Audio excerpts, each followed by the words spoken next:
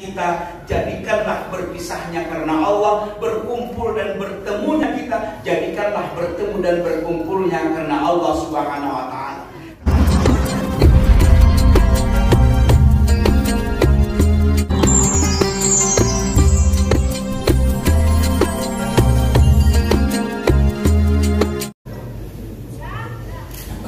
Bismillahirrahmanirrahim. Assalamualaikum warahmatullahi wabarakatuh. Waalaikumsalam warahmatullahi wabarakatuh. Alhamdulillahillazi arsala rasulahu bil huda wa dinil haqq liyudhhirahu 'ala dini kullih wa kafaa billahi shahida. Asyhadu an la ilaha illallah wahdahu la syarika lah wa asyhadu anna Muhammadan abduhu wa rasuluh la nabiyya ba'da. Allahumma salli ala Muhammadin wa ala alihi wa sahbihi wa mawala amma ba'd. Qala Allah ta'ala fi kitabil karim, a'udzu billahi minasy syaithanir rajim. Ya ayyuhallazina amanu taqullaha haqqa tuqatih wa la tamutunna illa wa antum muslimun. Komandan beserta seluruh jajarannya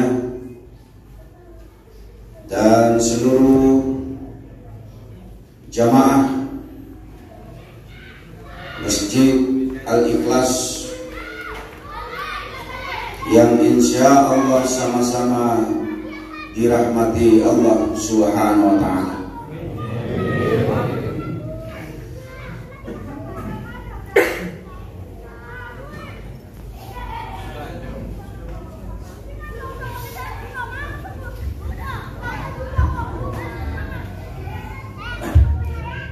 Ada permintaan pindah posisi.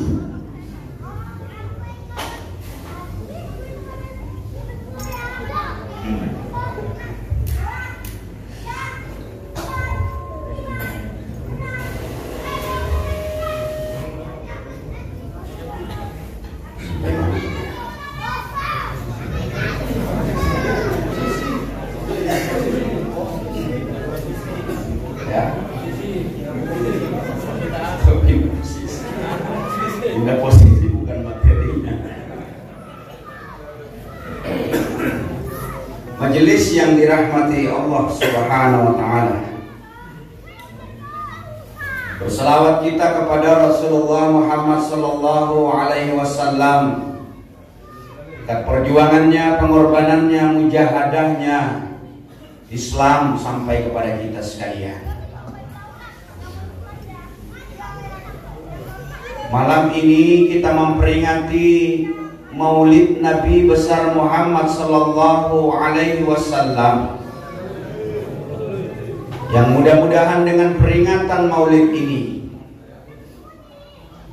ada ibrah, ada pelajaran, ada hikmah yang untuk kita jadikan bekal kita dalam meniti dan menata perjalanan kehidupan keseharian kita, sebagaimana Qori kita membacakan tadi, a'udzu billahi minasy syaithanir rajim, laqad kana lakum fi rasulillahi uswatun hasanah. Quran surat Al-Ahzab ayat 21 ini menggambarkan tentang Allah mengabadikan tentang sosok yang agung, manusia yang mulia, sama manusianya dengan kita, tapi beda.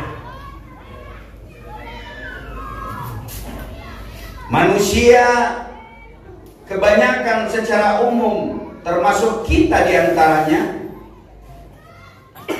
berbeda dengan Rasulullah Muhammad SAW. dibentuk sedemikian rupa oleh Allah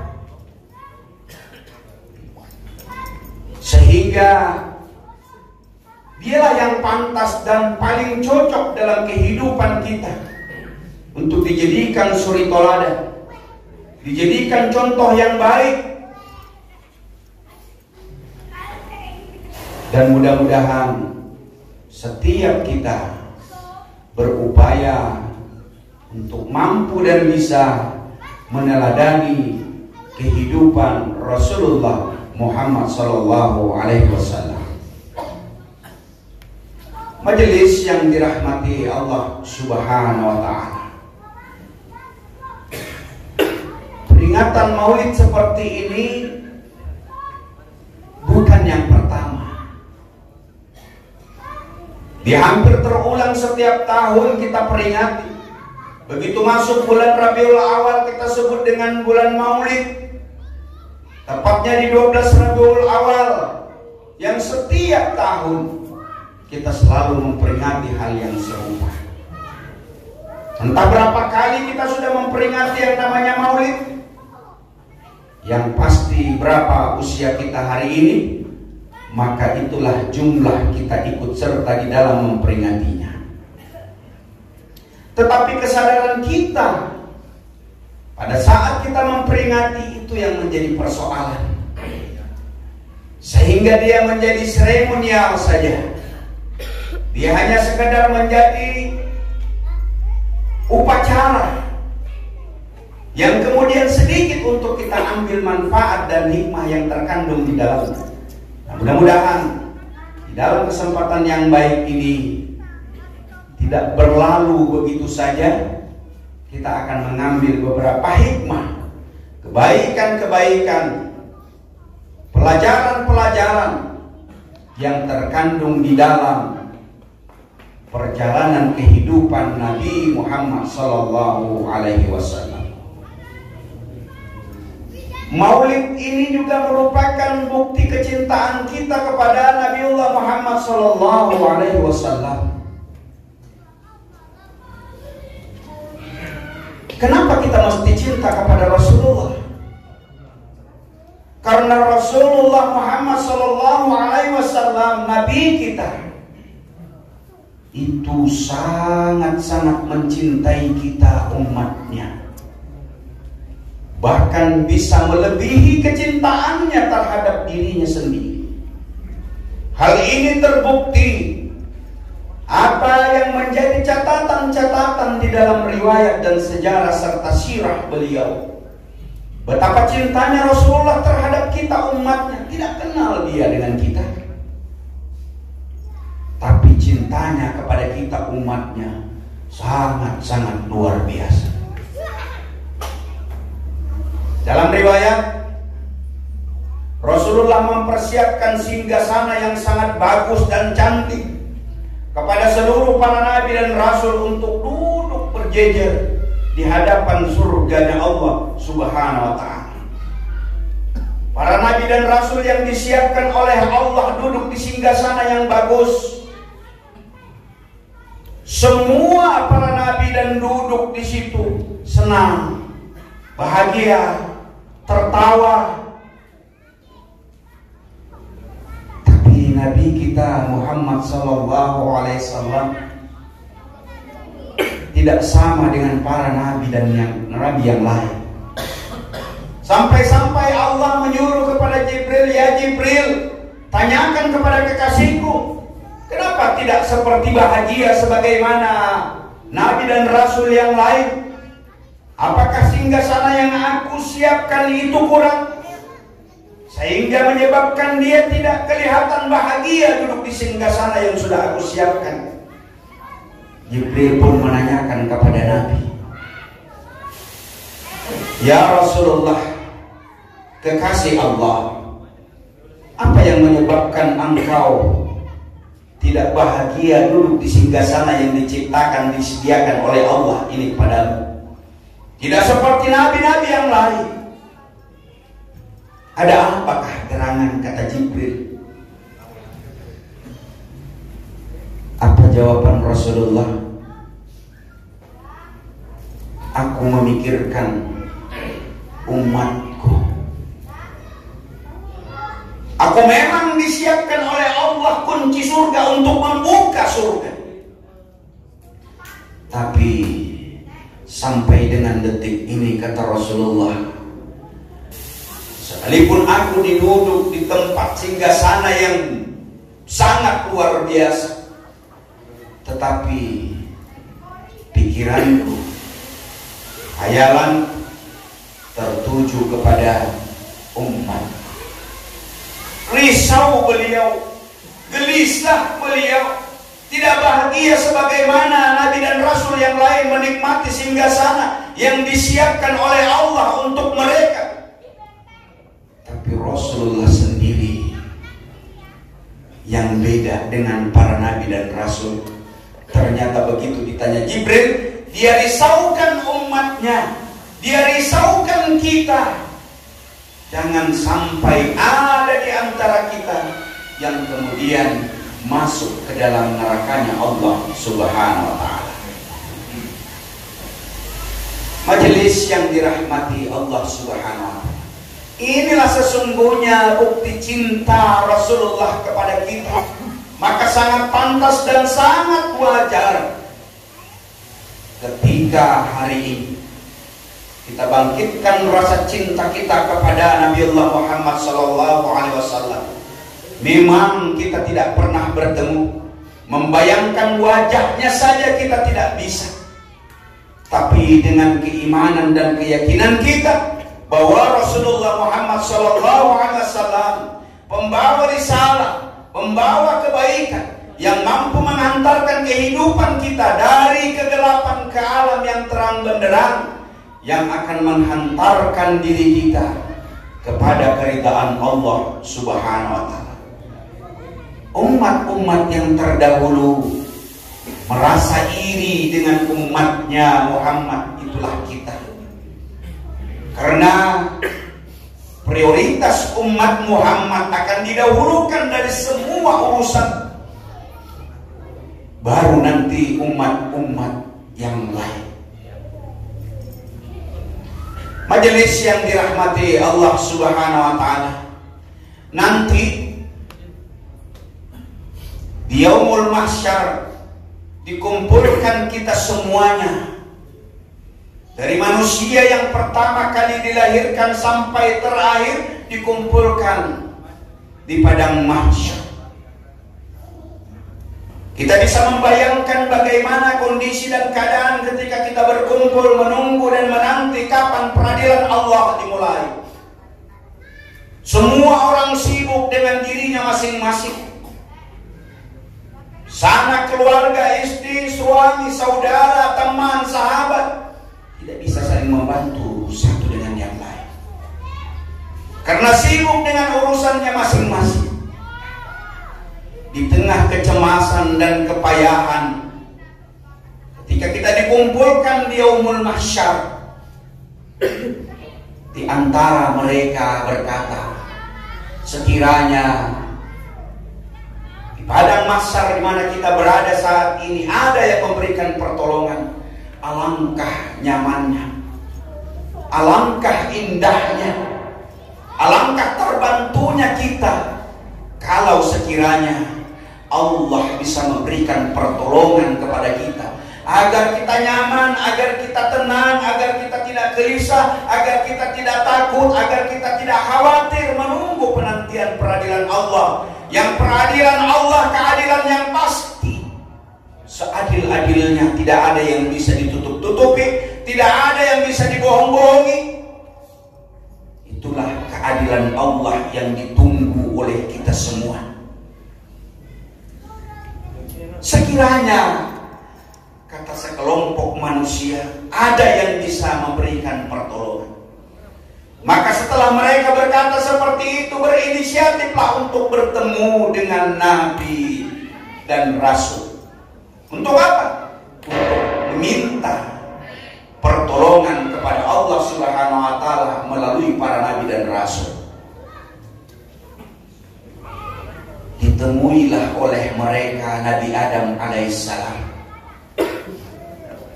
Bertemulah mereka dengan Nabi kepada Tuhanmu, kepada Rabbmu, agar kami diberikan keringanan di dalam menghadapi yaumul mahsyar ini.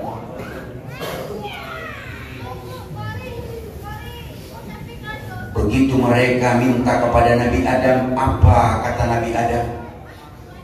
Memang aku manusia yang pertama kali diciptakan oleh Allah. Memang aku manusia yang pertama kali bahkan ditempatkan di surganya Allah Subhanahu wa ta'ala. Tapi kata Nabi Adam, aku malu dan bukan tempatku untuk memohonkan pertolongan kepada Allah atas kalian. Bukan tempatku. Kenapa? Karena aku juga pernah hidup, aku juga bahkan ditempatkan di surga, tapi aku melakukan pelanggaran dan perbuatan salah dan melakukan dosa. Dengan dosa yang pernah aku lakukan itu, malu aku bertemu dengan Rabbku untuk memohonkan keringanan kepada kalian. Kita tahu Nabi Adam alaihissalam ditempatkan di surga, dilarang untuk mendekati buah huldi, tergoda oleh iblis. Yang akibat bujuk rayu istrinya, Ibunda Siti Hawa, padahal sudah diingatkan jangan dekati yang namanya buah huldi, tapi akibat terlalu yang bisikan bujukan iblis, akhirnya mereka berdua tergoda dan akhirnya jatuh kepada pelanggaran kepada Allah Subhanahu wa ta'ala. Akhirnya mereka terusir daripada surga. Itu pun kemudian Adam alaihissalam langsung bertobat sebenar-benar taubat kepada Allah Subhanahu wa ta'ala. Rabbana dallamna anfusana wa illam taghfir lana wa tarhamna lanakunanna minal khasirin. Itu doa yang dimohonkan oleh Nabi Adam ketika dia melakukan pelanggaran dan kesalahan, tapi tetap saja malu dia dengan Rabb-nya untuk minta kepada Tuhan. Setelah sekelompok orang ini meminta kepada Nabi Adam malu untuk memintakan kepada Rabb-nya. Nabi Adam kemudian memerintahkan sekelompok orang ini untuk menemui Nabi Nuh alaihissalam.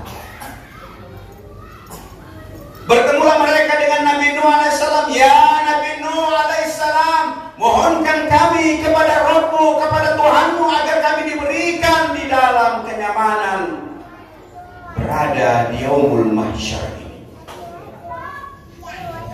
Apa kata Nabi Nuh kepada sekelompok orang yang memohon pertolongan ini? Aku memang Nabi yang pertama kali diutus oleh Allah kepada Nabi Nuh, tapi aku juga malu untuk meminta, dan bukan tempatku untuk minta pertolongan kepada Rabbku, karena aku malu dengan Tuhanku. Semasa hidupku dipanjangkan umurku oleh Allah 950 tahun, kata Nabi Nuh. Saya sudah berkeliling berdakwah, mendakwahi umatku, tapi sedikit saja yang mau mengikuti aku. Bahkan anakku durhaka kepada apa yang aku dakwahkan kepada mereka, termasuk istri beliau. Dengan durhakanya anak satu, istri yang dia miliki juga tidak mengikuti apa yang disampaikan oleh dakwah Nabi Nuh. Itulah yang menyebabkan malunya Nuh alaihissalam meminta kepada Allah Subhanahu wa ta'ala. Anak satu durhaka kepada Allah, durhaka kepada dakwah Allah, menyebabkan Nuh malu untuk mohon kepada Rabb-nya. Mengisyaratkan kepada kita yang hari ini boleh jadi lebih dari satu anak kita. Satu saja durhaka kepada Allah, malunya bukan main Nuh kepada Rabb-nya. Bagaimana dengan anak yang lebih dari satu, lalu kemudian dua, boleh jadi tiga, boleh jadi empat, tidak satu pun yang taat kepada kepada Allah Subhanahu wa Ta'ala. Bangunnya selalu siang, subuhnya selalu ketinggalan. Hampir anak-anak kita tidak pernah mengenal yang namanya agama Islam. Satu saja anak Nabi Nuh durhaka kepada perintah Allah yang didakwahkan oleh ayahandanya sendiri, menyebabkan Nuh malu untuk meminta dan memohon kepada Allah Subhanahu wa Ta'ala. Bukan tempatku, kata Nabi Nuh. Akhirnya sekelompok orang ini disuruh lagi untuk bertemu dengan Nabi Ibrahim alaihissalam. Permohonannya sama. Ya Nabi Ibrahim alaihissalam, mintakan kami kepada Rabb-Mu untuk diringankan menghadapi yaumul mahsyar ini, yang menegangkan, yang menyepaskan, yang menakutkan, yang tidak menyenangkan kehidupan.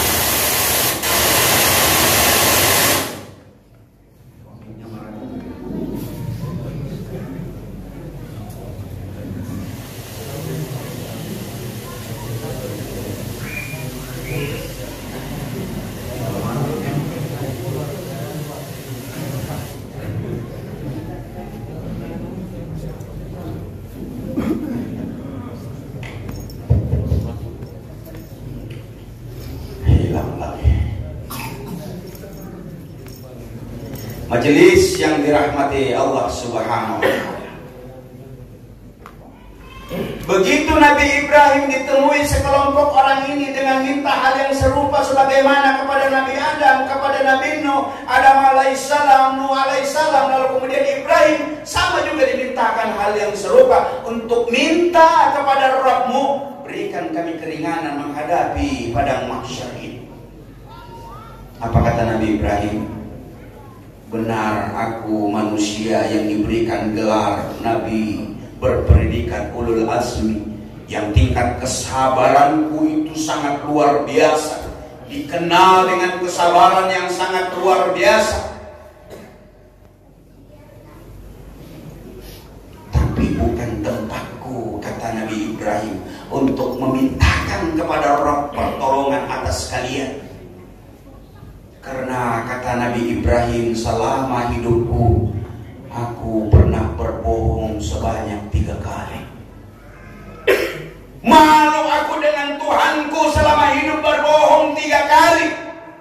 3 kali berbohong selama hidup, malu dengan Rabb-Mu. Gimana dengan kita? Berapa kali kira-kira kita berbohong sudah? Selama hidupnya Nabi Ibrahim berbohong 3 kali, malu untuk meminta dan memohon kepada Tuhannya. Kita yang hari ini bisa jadi tidak terhitung berapa kali selama kita hidup berbohong. Bukankah kalimat yang sudah kita ungkapkan sebagai komitmen keislaman kita, asyhadu an la ilaha illallah wa asyhadu anna muhammadar rasulullah, itu persaksian kita, itu janji kita, itu ikrar kita, itu sumpah kita. Kepada siapa kita bersumpah? Kepada Allah dan Rasulnya. Kalau sudah bersumpah, kalau sudah berikrar, kalau sudah berjanji, ada konsekuensi ketika janji, sumpah, dan ikrar itu kita langgar.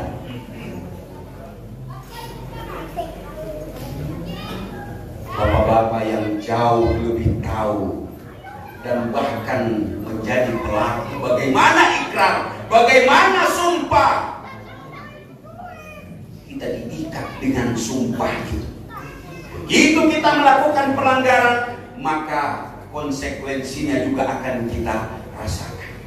Cuma yang menjadi persoalan, kalau mungkin kita di angkatan, di militer, di tentara, di polisi, di pegawai, dimanapun kita berada, di lembaga, di instansi pemerintah, keterikatan itu langsung akan dapat kita rasakan konsekuensinya. Tidak hadir pengajian, absen. Nggak ikut gotong royong, absen. Ada janji, ada sumpah, ada keterikatan kita. Maka konsekuensinya ketika kita melakukan pelanggaran, langsung akan diberikan yang namanya hukuman, teguran paling tidak, peringatan paling tidak. Tapi ini kita dengan Allah Subhanahu wa Ta'ala memang tidak diberikan peringatan langsung, tidak langsung konsekuensinya bisa kita terima. Akibatnya memang tidak langsung dapat kita rasakan.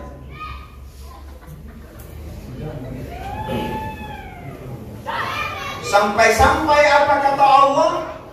Biarkan mereka tidak pernah bersyukur kepadaku. Tapi nanti kata Allah, mereka akan tahu sendiri akibat apa yang dia lakukan atas keingkaran dan kekufurannya terhadap aku. Majelis yang dirahmati Allah Subhanahu wa Ta'ala, berbohong 3 kali menyebabkan Nabi Ibrahim malu bertemu dengan Rabb-Nya untuk meminta pertolongan. Maka ini sebagai gambaran sekaligus ibrah untuk kita berlaku jujur dalam kehidupan kita. Nabi Ibrahim bohong selama hidupnya 3 kali, itu pun bohong yang dibolehkan di dalam Islam. Karena dalam Islam ada bohong yang dibolehkan.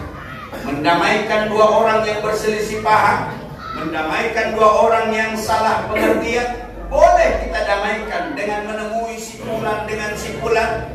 Kita buat janji si fulan ingin bertemu dengan si A ingin bertemu dengan si B. Padahal si A dan si B ini tidak pernah ngomong apapun. Tapi karena kita ingin mendamaikan keduanya, mereka berselisih, kita ingin mendamaikan, boleh kita berbohong. Kita pertemukanlah mereka atas kebohongan kita tadi. Padahal tidak pernah dia mengatakan untuk bertemu, tapi kita buat janji. Ke si A kita mengatakan si B ingin bertemu, ke si B kita bilang si A ingin bertemu. Bertemulah mereka, akhirnya saling memaafkan, saling mengungkapkan, saling jujur, membuka hati. Akhirnya apa? Mereka yang tadi berselisih kemudian menjadi berdamai. Akibat apa? Akibat bohong yang kita lakukan untuk kebaikan. Begitulah Nabi Adam berbohong ketika di zaman Raja Namrud yang ayahandanya sendiri membuat patung, membuat berhala. Pada saat itu Nabi Ibrahim menghancurkan berhala-berhala yang disembah oleh kaumnya. Tapi yang dihancurkan hanyalah berhala-berhala yang kecil-kecil. Sementara berhala yang paling besar justru diberikan gantungan kampak yang dia hancurkan. Begitu Nabi Ibrahim disidang dan ditanya, siapakah yang menghancurkan Tuhan-Tuhan kami ini? Nabi Ibrahim menjawab, bukan saya yang menghancurkan, tapi yang menghancurkan Tuhan kalian yang paling besar. Bahkan masih tergantung kampak di lehernya. Raja Namrud tambah marahnya luar biasa. Mana mungkin dia bisa melakukan itu? Kalau tidak mungkin, kenapa kalian jadikan Tuhan? Kalian jadikan sesembahan setiap sesuatu yang tidak dapat mendatangkan manfaat dan mudarat dalam kehidupan. Kenapa justru kalian jadikan Tuhan? Kata Nabi Ibrahim. Berdebatlah dengan Raja Namrud dan akhirnya apa? Keputusan Nabi Ibrahim tetap pada posisi yang salah. Akhirnya dibakar hidup-hidup. Berbohong untuk kebenaran yang dilakukan Nabi Ibrahim alaihissalam. Kita, apakah kita sudah berupaya untuk tidak menjadi orang-orang yang selalu berbohong. Jangan sampai kita punya moto tiada hari tanpa dusta. Kalau tidak bohong itu ada yang kurang.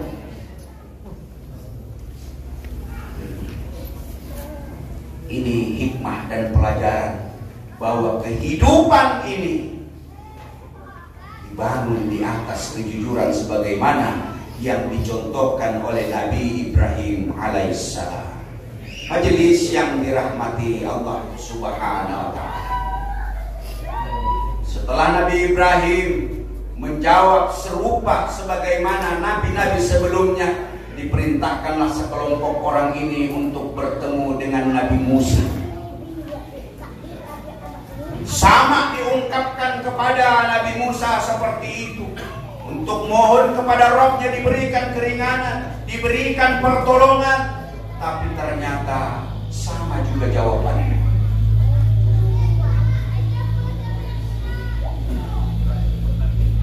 Dia ungkapkan kesalahan-kesalahannya selama hidupnya, sehingga kata Nabi Musa, aku pun tidak punya tempat untuk memohonkan kepada Allah pertolongan atas kalian.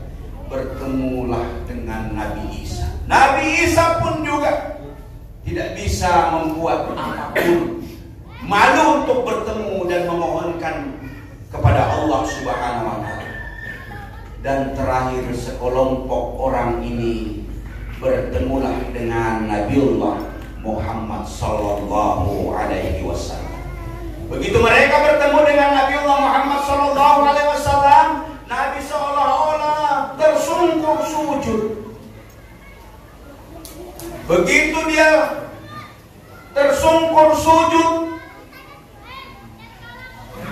lalu kemudian Allah mempertanyakan kepada kekasihnya Muhammad sallallahu alaihi wasallam, ya kekasihku Nabiullah Muhammad sallallahu alaihi wasallam, apa yang engkau minta, apa yang engkau inginkan? Maka di saat itulah Rasulullah memohonkan apa yang diminta sekelompok orang ini. Itulah yang kita inginkan, yang namanya syafaatnya Rasulullah Muhammad sallallahu alaihi wasallam. Maka sangat pantas bagi kita untuk mencintai Rasulullah, berselawat kepada beliau. Innallaha wa malaikatahu yusalluna 'alan nabi ya ayyuhallazina amanu sallu 'alaihi wa sallimu taslima. Allah, malaikat, dan orang-orang beriman berselawat atas Nabi Muhammad sallallahu alaihi wasallam. Maka berselawatnya kita kepada Rasulullah itu akan berdampak dan berpaling kepada siapa yang berselawat. Dalam riwayat begitu kita satu kali berselawat kepada Rasulullah, maka akan diberikan kebaikan 10 kali. Dihapuskan dosa kita, diangkat derajat kita, dikarenakan kita berselawat kepada Rasulullah Muhammad sallallahu alaihi wasallam. Makanya majelis yang dirahmati Allah Subhanahu wa ta'ala, momen maulid ini mari kita belajar dan berupaya menggemarkan salawat kita sekurang-kurangnya. Kita mengucapkan Allahumma salli ala Sayyidina Muhammad wa ala ali Sayyidina Muhammad. Dan seabdal-abdal kita bersalawat adalah ketika kita bersalawat menunaikan ibadah sholat 5 kali dalam sehari semalam, yang pasti di dalam sholat itu kita akan bersalawat kepada kekasih Allah Muhammad sallallahu alaihi wasallam. Majelis yang dirahmati Allah Subhanahu wa ta'ala. Jadi kalau kita bicara tentang kecintaan Rasulullah kepada kita, itu sangat luar biasa. Makanya di dalam hati kita penuh dengan keyakinan betapa sayangnya Rasulullah kepada kita sebagai umatnya. Bahkan melebihi cintanya terhadap dirinya sendiri.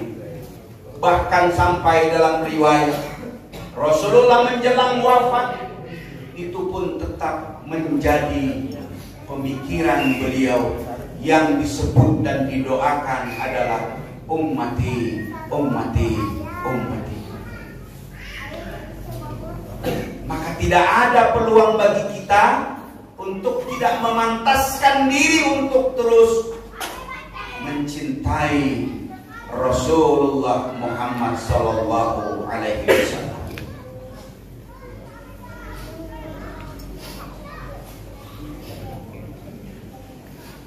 Dalam riwayat menjelang wafatnya beliau,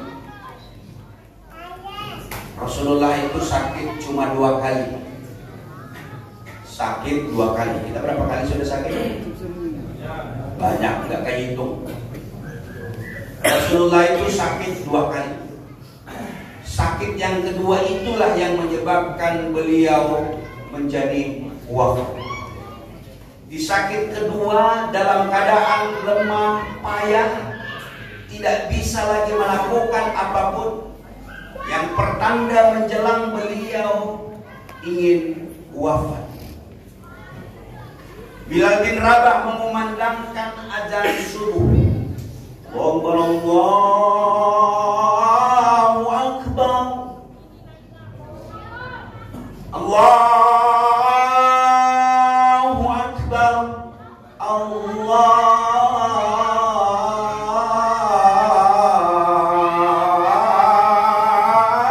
Akbar. Subuh dikumandangkan. Kalau sekiranya subuh berkumandang seperti itu, apakah kita menyegerakan diri untuk bangun, atau justru sebaliknya kita tarik selimut lalu kemudian melanjutkan tidur?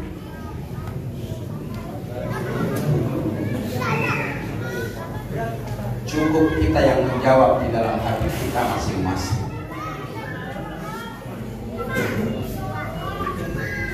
As-salatu khairun minan naum. Bilal bin Rabah memandangkan azan subuh.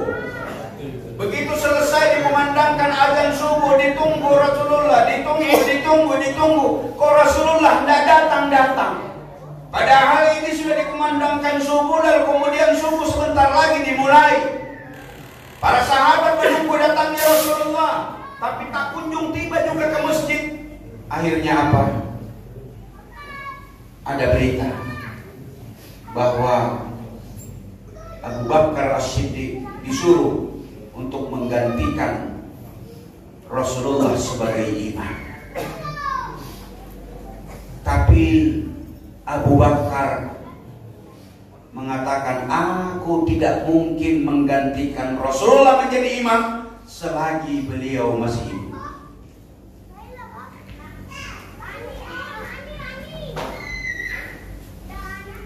Akhirnya apa?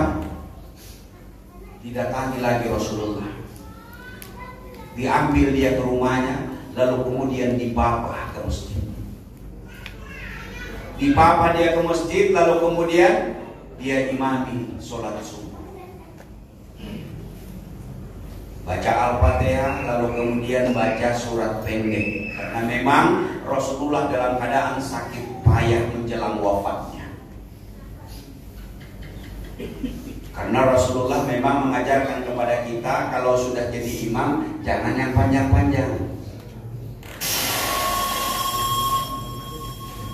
Kalau kita kan jadi imam, cari hafalan yang paling panjang. Kira-kira surat apa yang paling panjang kita hafal, itu yang kita bawakan. Padahal kata Rasulullah, kalau kita ini jadi imam, baca surat yang kira-kira biasa didengar oleh makmum. Jangan justru kita cari yang paling panjang hafalan kita. Sholat maghrib, rakaat pertama surah Al-Baqarah.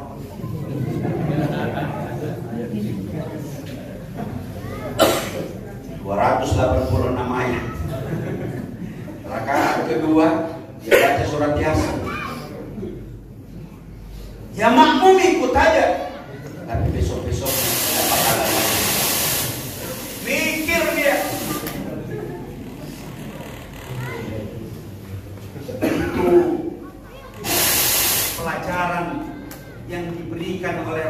turun kepada kita.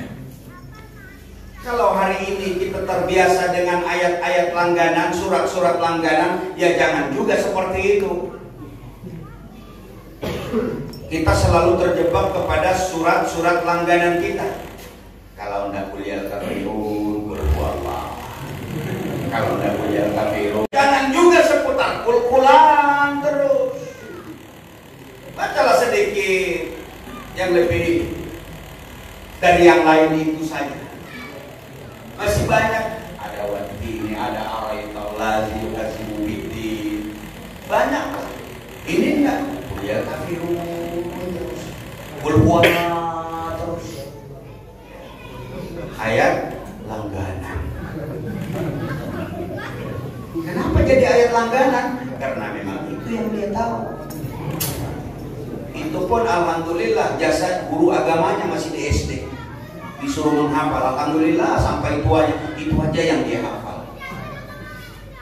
Majelis yang dirahmati Allah Subhanahu wa taala. Selesai Rasulullah memimpin sholat subuh, dia baca surat pendek saja, lalu kemudian selesai sholat subuh, Rasulullah menghadap kepada para sahabat. Apa yang dilakukan oleh sahabat? Di tengah payahnya, di tengah sakitnya, Rasulullah menyampaikan pengumuman kepada para sahabat. Sahabat-sahabatku sekalian yang saya cintai karena Allah, saya ini dalam kondisi sakit payah. Ini tanda-tanda sebentar lagi, tak lama lagi kita akan berpisah. Jadi Rasulullah menyampaikan bahwa sebentar lagi kita akan berpisah. Karena Rasulullah sudah merasakan ini sakit yang menghantarkan beliau sampai wafatnya.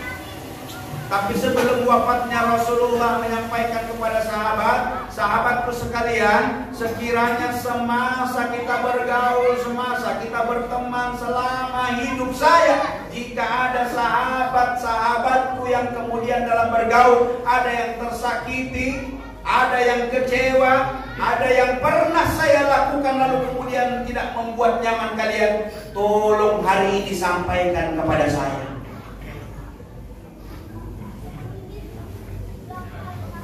Pemimpin menjelang wafatnya, dia buka balas dendam siapa yang akan membalas kepada dirinya sebelum dia wafat. Sampaikan kepada saya kalau sekiranya selama hidup ada yang pernah tersakiti oleh saya. Sahabat bingung. Di tengah sakit yang payah Rasulullah masih sempat menawarkan agar dia dibalas dendam. Ini lagi-lagi contoh kepada kita. Ingin mengakui kesalahan yang dia lakukan dalam hidupnya, disampaikan kepada para sahabat. Sahabat pasti tak tega, tak sampai hati. Manusia agung, manusia mulia yang membimbing, yang membentuk para sahabat terhebat di zamannya, disebut dengan Khulafaur Rasyidin, sahabat Abu Bakar, Umar, Ali, dan pada sahabat-sahabat yang lain yang sangat-sangat luar biasa.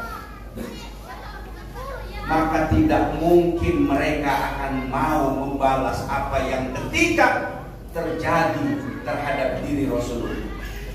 Tegang suasana, bercampur haru, sedih karena sebentar lagi berpisah dengan Rasulullah. Di tengah keheningan para sahabat tidak menjawab apa yang disampaikan oleh Rasulullah, tiba-tiba berdiri salah satu sahabat, acungkan tangan. Saya Rasulullah, semasa hidup saya pernah di dalam peperangan tercambuk punggung belakang saya ini oleh Rasulullah. Karena Rasul minta untuk dibalas, maka inilah kesempatan saya untuk membalas. Sahabat itu semakin tegang. Kita bisa membayangkan bagaimana suasana cinta para sahabat kepada Rasulullah. Tiba-tiba ada satu orang sahabat yang di tengah tegang-tegang dan haru serta sedihnya ingin berpisah dengan Rasulullah yang sudah dalam keadaan sakit payah.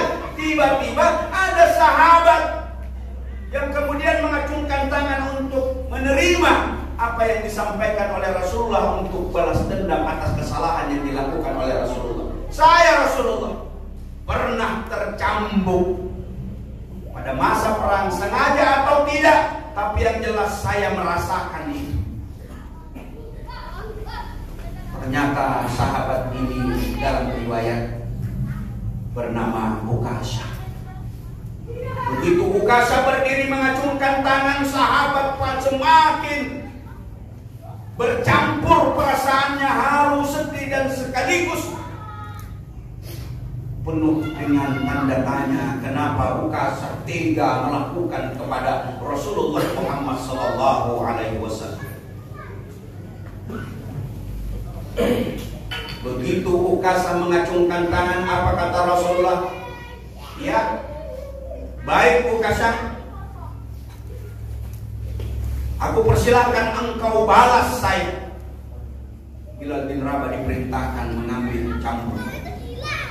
Begitu mengambil cambuk kepada Fatimah, Fatimah sempat menanyakan untuk apa cambuk itu. Cambuk ini adalah untuk digunakan Ukasha mencambuk baginda Rasulullah SAW. Menangis Fatimah, teganya Ukasha, ayahanda tercinta yang dalam keadaan sakit payah, lalu kemudian ingin dicambuk oleh Ukasha. Karena sudah ditunggu, tidak lagi menjelaskan. Lalu kemudian Bilal bin Rabah kembali ke masjid, memberikan cambuk itu kepada Rasulullah Muhammad sallallahu alaihi wasallam.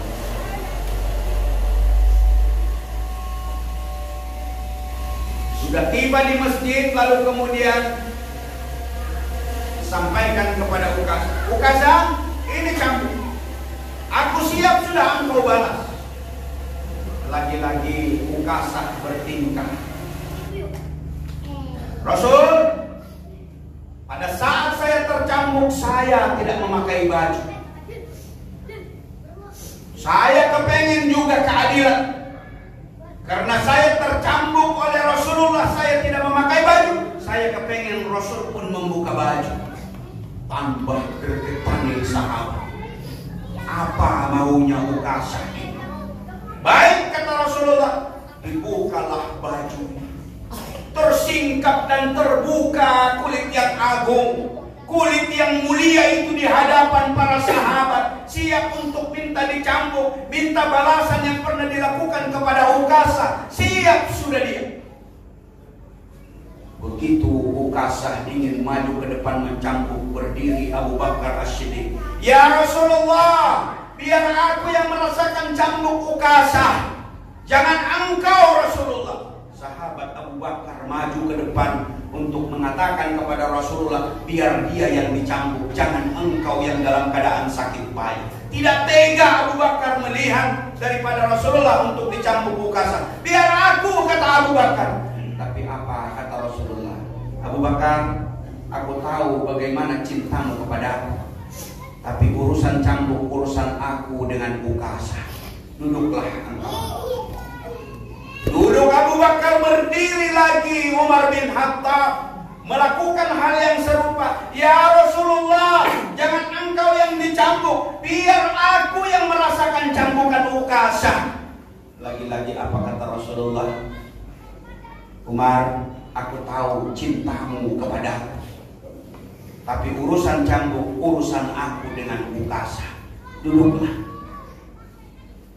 Begitu Umar duduk, berdiri lagi Ali bin Abi Thalib melakukan hal yang serupa. Biar aku yang dicambuk, jangan engkau Rasulullah. Biar aku yang merasakan cambuk Ukasha. Lagi-lagi Rasulullah berkata, Ali, aku tahu cintamu kepadaku. Duduklah. Urusan cambuk urusan aku dengan Ukasha. Dan yang terakhir berdiri cucu beliau Hasan dan Husain. Sekecil itu pun cintanya dengan kakek tercinta Muhammad sallallahu alaihi wasallam. Berdiri kedua cucu ini, ya kakek, biar kami yang merasakan cambukan Ukasha, jangan engkau ya kakek. Semakin haru dan semakin tegang suasana, bercampur sedih. Betapa tidak suasana Rasulullah semakin payah, semakin sakit. Tapi untuk diadili Ukasha membuat sahabat semakin haru dan menegangkan. Duduk engkau cucuku, aku tahu cintamu kepadaku. Duduklah, urusan Ukasha adalah urusan aku dengan Ukasha. Tahukah kita, majelis yang dirahmati Allah Subhanahu wa Ta'ala, begitu Ukasha maju ke depan,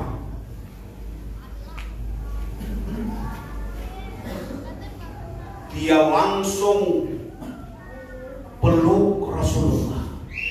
Dia lepaskan cambuk, dia lemparkan cambuk, bukan dipukulkan, tapi dia peluk Rasulullah. Dia tempelkan kulitnya dengan kulit Rasulullah. Kulit yang agung, kulit yang mulia, yang demi Allah, siapa yang bersentuhan dengan kulitnya Rasulullah, haram neraka menyentuhnya. Maka itu yang dilakukan Ukasha. Dia peluk, dia dekat, dia menangis terseduh-seduh. Ya Rasulullah, ya kekasih Allah, aku tahu kalau sebentar lagi engkau akan wafat. Aku tidak tahu ya Rasulullah, kalau kita nanti akan bisa bertemu atau tidak. Kalaupun aku dimasukkan ke dalam surga, kata Ukasha, belum tentu tingkatan kita sama. Maka inilah akal-akalanku saja agar aku bisa memeluk tubuhmu yang mulia ini ya Rasulullah.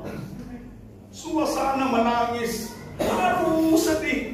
Betapa tidak, Ukasha yang disangka oleh para sahabatnya ingin balas dendam mencambuk Rasulullah, ternyata dia hanya ingin menempelkan kulit mulia Rasulullah dengan kulitnya agar tidak tersentuh dengan api neraka.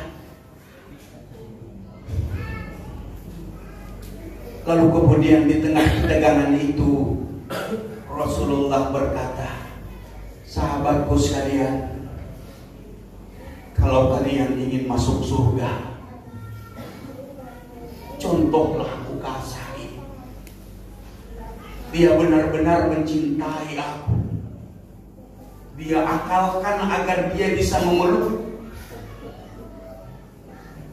Kalau kalian ingin menjadi penghuni surga, contoh dan lihatlah Ukasha. Tegang, suasana semakin sedih, semakin haru. Karena inilah orang yang terbukti betapa cintanya kepada aku, kata Rasulullah. Suasana yang tadinya tegang, penuh dengan kebencian kepada Ukasha, mencair dengan suasana haru. Saling berdekapan, saling berpelukan, karena semua yakin kalau sebentar lagi akan berpisah dengan Rasulullah, manusia mulia, manusia yang agung. Majelis yang dirahmati Allah Subhanahu wa Ta'ala, seperti itulah salah satu dari sekian banyak cerita deretan riwayat yang pernah dilakukan oleh Rasulullah dengan para sahabat karena saling mencintai, saling menyayangi, saling berakrab-akrab. Dan kita hari ini yang berada di satu komunitas ini pun pasti merasakan hal yang sama. Berpisahnya kita, jadikanlah berpisahnya karena Allah. Berkumpul dan bertemunya kita, jadikanlah bertemu dan berkumpulnya karena Allah Subhanahu wa Ta'ala. Kalaupun ada teguran, ada peringatan, ada konsekuensi, ada hukuman, ada punishment, yakinilah itu adalah rasa cinta satu sama lain yang dikarenakan karena Allah Subhanahu wa Ta'ala.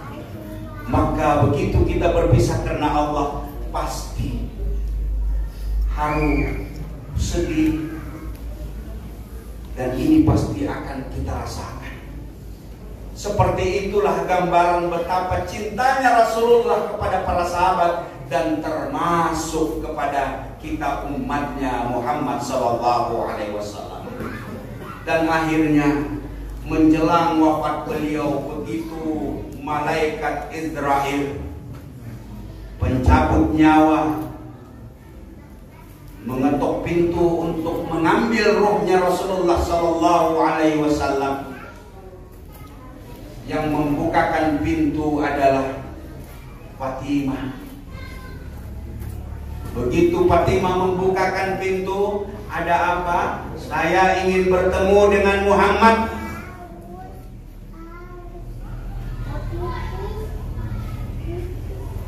Setelah mendengar seperti itu, Fatimah gemetar. Bicaranya tidak seperti manusia biasa. Disampaikanlah kepada Rasulullah, ayahanda, ada tamu ingin bertemu denganmu. Dia bilang apa? Dia ingin bertemu dengan engkau ya ayahanda. Kalau begitu silakan masuk. Itulah malaikat maut, kata beliau. Detik menjelang wafatnya Rasulullah, masuklah malaikat Israel pencabut nyawa. Lalu kemudian datang pula malaikat Jibril. Detik-detik menjelang daripada sakaratul maut Rasulullah, digambarkan oleh Rasulullah sakaratul maut itu sekurang-kurangnya seperti 300 kali bacokan pedang.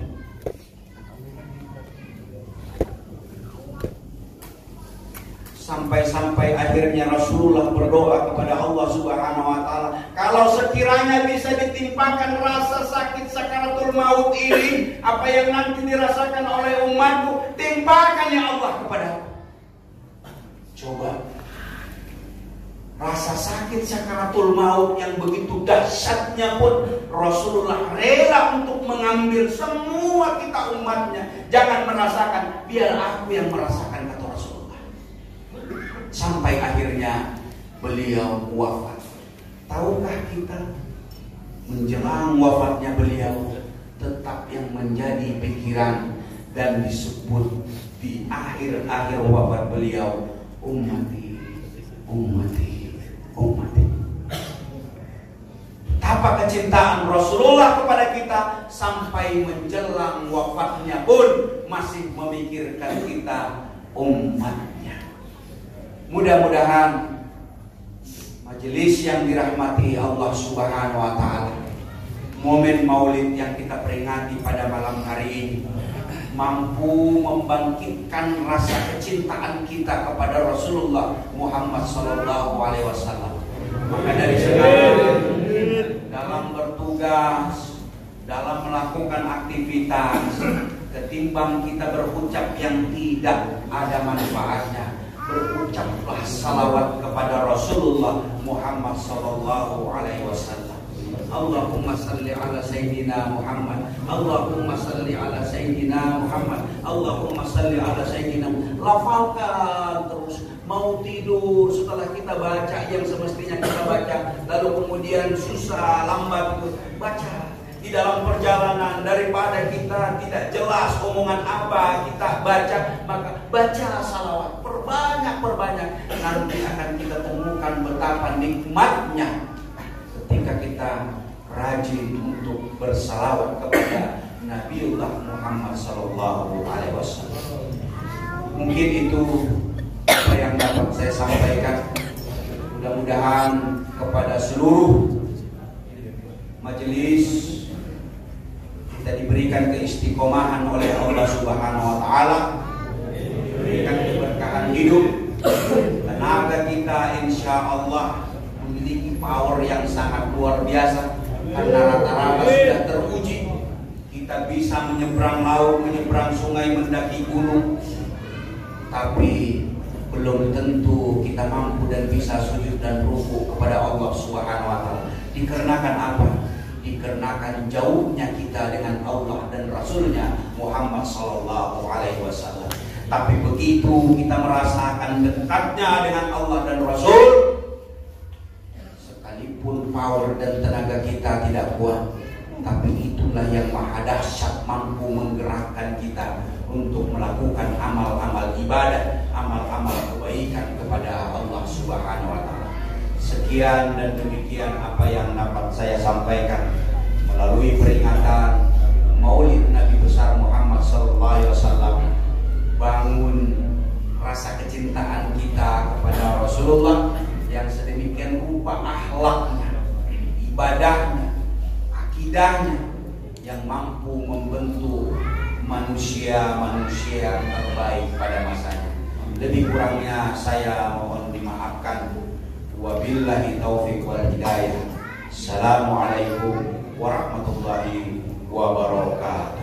Waalaikumsalam warahmatullahi wabarakatuh. Sama-sama kita berdoa. Al-Fatihah.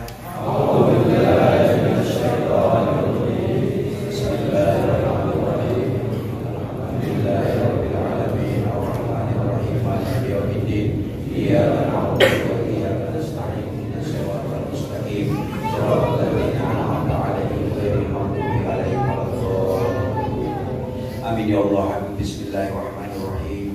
Alhamdulillahirabbil alamin. Hamdan li'annahu wa yuhibbu mazidah. Ya Rabbana lakal hamdu kama yanbaghi li jalalihi. Allahumma shalli ala Muhammad wa sayyidina Muhammad. Allahumma rabbana taqabbal minna salatana wa siyamana wa qiyamana wa ramadana wa sujudana wa taqabbal tamshi Allah ya Allah ya rabbal alamin. Ya Allah ya Rabbi ya Tuhan kami, malam ini kami memperingati Maulid Nabi Muhammad sallallahu alaihi wasallam. Ya Allah ya Rabbi, ampuni ya Allah dosa-dosa kami ya Allah. Dosa yang telah kami lakukan ya Allah, terlalu banyak dosa dan kesalahan serta maksiat yang telah kami lakukan kepadamu ya Allah. Ampuni dosa-dosa kami ya Allah. Ampuni pula dosa kedua orang tua kami ya Allah, dosa para pemimpin kami, dosa guru-guru kami.